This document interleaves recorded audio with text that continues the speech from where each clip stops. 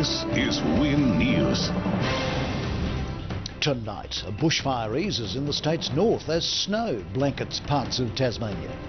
Cadbury withdraws a $16 million application for federal funding, and a woman devastated after fire destroys her home.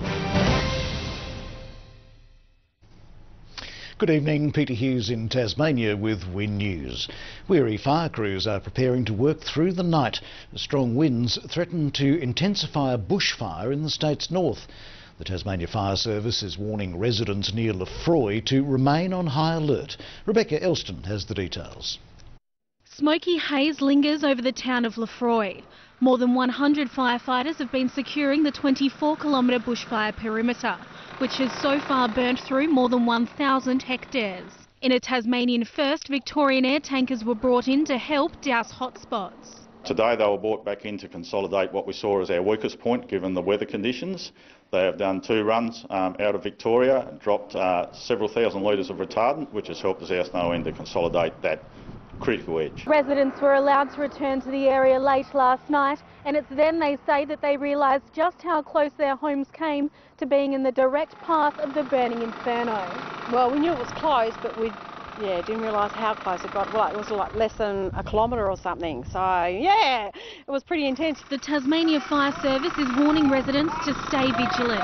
If the fire does take a run, we expect it will take a run to the north of the Beachford community and push more towards the Stony Head artillery range, given the wind is coming in from the southwest. Rebecca Elston, Win News.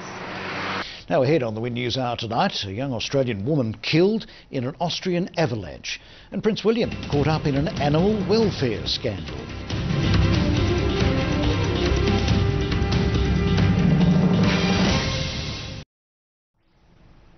You're on Thursday night's Win News.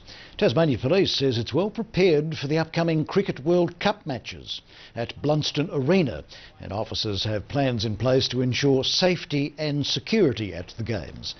Police have also put Tasmanians on notice, saying they won't tolerate disruption and risk to players. It comes after a patron was arrested for running onto the pitch during an international match earlier this year.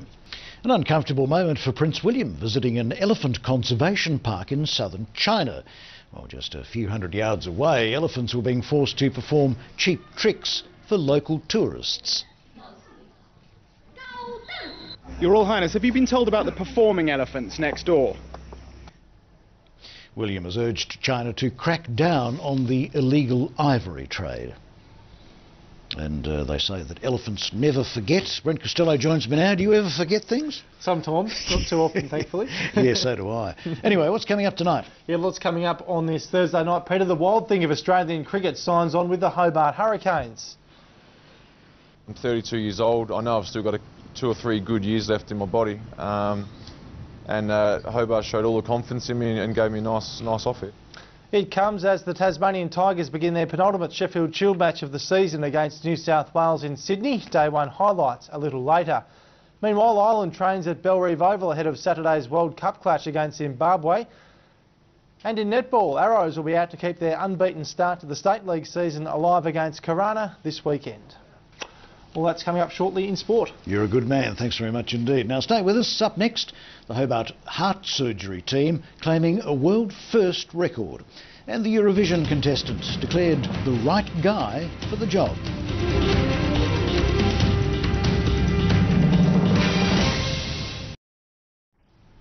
You're watching Tasmania's Win News. The lawyer for the accused Boston bomber has told a jury he's guilty as the trial got underway in the United States. But the case is not really about Johar Tsarnaev's guilt or innocence, rather whether his life will be spared. Now, residents at Maina in the state's Central Highlands have been treated to an early winter with 5 centimetres of snow blanketing the area. But it's not expected to last long, with heavy rain forecast for the coming days.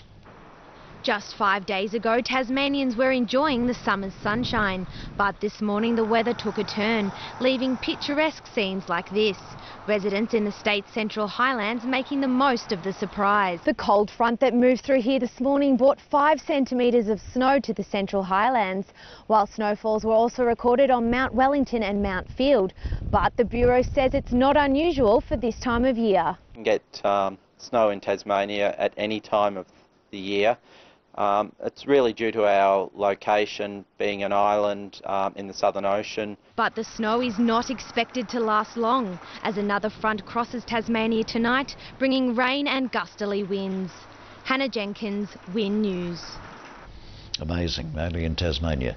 Now looking at today's weather now, and there were a few showers on the islands. Both King and Flinders got to 17. Mainly fine in the north, Burnie with a top of 17 degrees there. Devonport 18, Launceston 19. Now in the east, St Helens was sunny with 19 degrees, bit of cloud for Swansea there, they're on 18. Strawn a bit cooler with 15 degrees, and a few showers for Hobart today and a top of 17 degrees. I'll have full details for you later. Now, just ahead tonight on the Win News Hour, record high retail figures for the state. And a piece of Antarctic history takes pride of place in Hobart.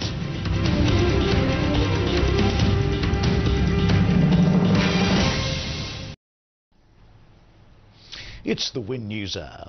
The makers of Nurofen are being taken to court by the consumer watchdog, accused of misleading customers over specific pain products.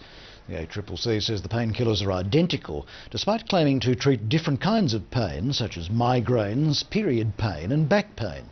The watchdog is concerned the products are being sold at a higher price compared with the company's standard painkillers. A rare artefact that played a vital role in the lives of Antarctic expeditioners more than 100 years ago has taken pride of place at a Tasmanian museum. The original portable pump organ was given to the Mawson's Hut replica museum by relatives of one of the expeditioners. Here's Sophie Coorl again. It's a special piece of Antarctic history, incredibly still in working order. Today, the great niece of an Antarctic expeditioner was the first to play the organ in its new home, a unique experience for the Tasmanian musician. It's an absolute treasure, and I had it in my home for several days, deadlocking all the doors, of course. Well, I got used to the workout because it is very much a mechanical instrument, and you have to pump very hard to keep the bellows going so you get continuous sound. It will now be on display inside the museum and sometimes used for concerts. It's very significant. It's a real opportunity to actually provide a soundscape inside the replica hut. Sophie Coorl, Win News. That age, and it's got such a lovely sound, hasn't it? Brent Costelloe's with me now. Do you play the organ? Don't play the organ, no. Played a bit of piano. Yes. What about the euphonium? Played the euphonium? You know me well. You weren't going to mention that, were you? What is a euphonium? Like a big tuba. Oh, right, okay. I played the recorder. Did you? Yes. Not very well, I mean. No, not very well at all. Time for sport now, and the Tigers Sheffield Shield match is underway in Sydney, Brent. Yes, it is. Yes, we'll have highlights coming up after the break. Also tonight, cricket's Wild Things set to take the Hobart Hurricanes by storm.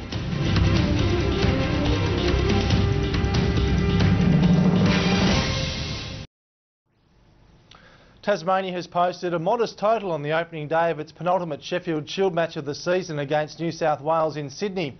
The Tigers were bowled out for 237 late this afternoon. In reply, it stumps the Blues and no wicket for 4. Meanwhile, the Hurricanes have wasted little time recruiting a replacement bowler for Ben Hilfenhaus, with cricket's Wild Things set to be unleashed in Hobart.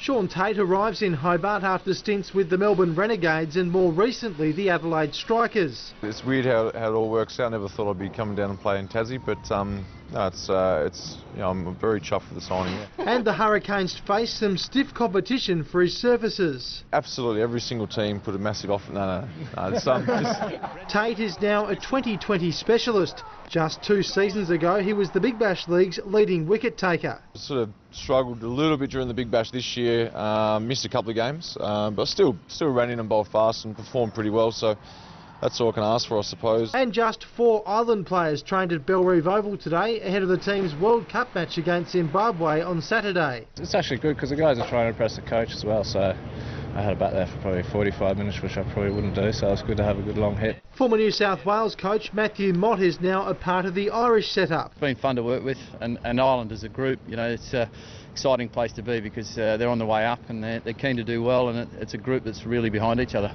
Both nations will train again tomorrow. And for a Thursday night, that's all in sport. While you're on there, we had a couple of calls, people excited that you play the piano. Are you prepared to do a recital? No. All right, we better move on now. The weather details are next, and showers around the state tomorrow.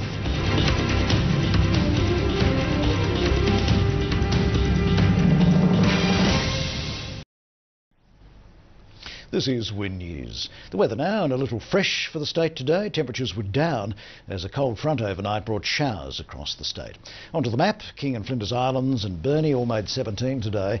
18 degrees in Devonport, Launceston and St Helens were 19 there. Swansea 18, Strahan 15 and Hobart got to 17 degrees today. On the satellite, it's showing partly cloudy conditions around the west of the state in a cold and showery airflow. And an area of high cloud is moving in from the southwest, but the east of the state is mostly clear, as you can see. Now on the water, the swells 6 metres in the west and south, rather high, and 2 metres elsewhere. Number of warnings tonight. There's a gale warning for all coastal waters, including Storm Bay, a strong wind warning for the Derwent Estuary, Frederick Henry and Norfolk Bays and the Channel, and a small craft wind alert current for the southwest and central plateau lakes. Now take notice of a severe weather warning that's out for the southeast, the east coast, the central plateau and the northwest districts, and a flood watch is current for the Hughes River Basin. Now tomorrow's temperatures around the place: King Island 19, Flinders expecting 22, Burnie and Devonport 21, 22 in Launceston, 21 for St Helens, 19 degrees for Swansea, Strahan and Hobart tomorrow expecting 17 degrees. Now nationally it'll be mostly fine in Sydney, Canberra and Adelaide, and a sunny day over in the west in Perth. Now back home, the northwest, all rain, 20 to 21 is the temperature range. Launceston showers and overcast on the weekend, 22 to 23 there. And Hobart the same forecast in a range of 19 to 22. And that's the latest weather. And that's Wind News for this Thursday. I'm Peter Hughes, and from all of us here, a very good night. Good night.